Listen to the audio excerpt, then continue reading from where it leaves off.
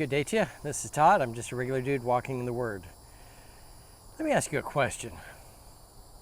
Have you ever been falsely accused, or someone you felt like was out to get you, and they were going to say anything they could to get you into trouble, even if it was making up stuff and telling lies?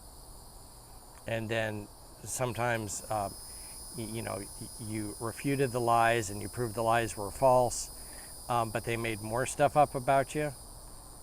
Well, today we're going to be looking at Mark chapter 14, verses 53 through 65. And that's Mark 14, 53 through 65. And this is Jesus before the Sanhedrin.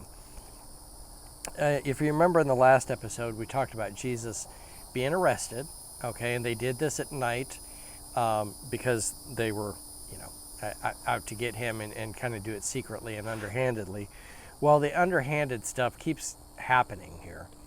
So this is what it says here. It's kind of a longer passage today, but that's okay. It says this: They took Jesus to the high priest, and all the chief priests, the elders, and the teachers of the law came together. So they took Jesus to the high priest, okay? So these were the religious rulers at that time, okay?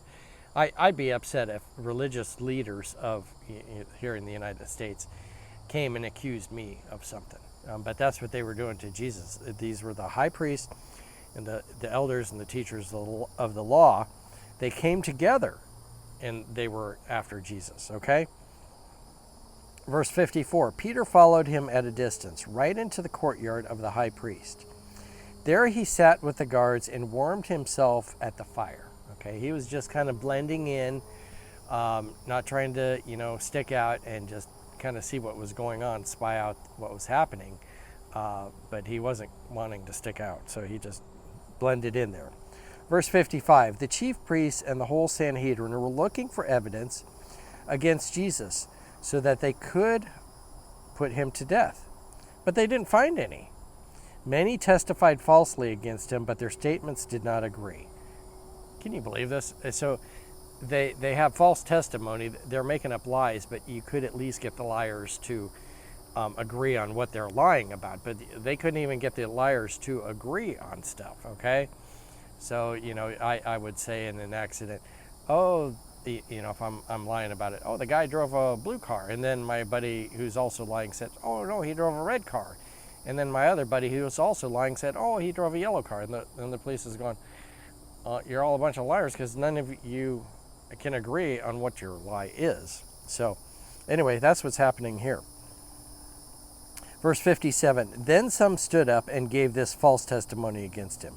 We heard him say, I will destroy this temple made with human hands, and in 3 days will build another, not made with hands. Yet even then their testimony did not agree. So they couldn't even get that story straight. Then the high priest stood up and before them and asked Jesus, are you not going to answer? What is this testimony that these men are bringing against you? But Jesus remained silent and gave no answer. Again, the high priest asked him, are you the Messiah, the Son of the Blessed One? I am, said Jesus. And you will see the Son of Man sitting at the right hand of the Mighty One and coming on the clouds of heaven. Okay, so this is going to get the priest upset because, the priest has asked him, are you saying you're God? And Jesus says, I am. And then he goes on to say, and you will see the Son of Man sitting at the right hand of the Mighty One coming on the clouds of heaven. So he's saying this about himself. Well, this is just going to make the priest blow a gasket here. Verse 63, the high priest tore his clothes. Why do we need any more witnesses? He asked. You have heard the blasphemy. What do you think? Okay, tearing your robes like that and tearing your clothes was a sign of real anger, okay, and just frustration. Sometimes I don't really get angry that much, but you'll see someone that they'll be like a baseball game, okay? You'll see a baseball player and he will get mad, and what's the thing he does? He doesn't rip off his clothes. He takes his hat off and throws it on the ground. Okay, so the priest is doing the same type of thing there. Okay.